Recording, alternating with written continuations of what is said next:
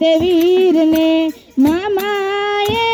એમ પૂછ્યું ભાણેજ કેમ મોડા માણા રાજ હિંડોળા ગામના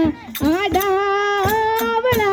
રસ્તા નજરે નહોતા જોયા માણા રાજ મારા તે વીરને પોપટ સરખી બોલી પંછી પ્યારા લાગે મારા રાજ મારા તે વીરને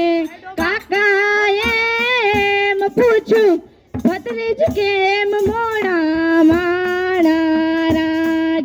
હિંડોરણા ગામના આડાવડા રસ્તા નજરે નહોતા જોયા માણા રાજ મારા તે વીર તું રાણી में लागी मेरी बार पड़े ना बेशक बिक्की पे लागी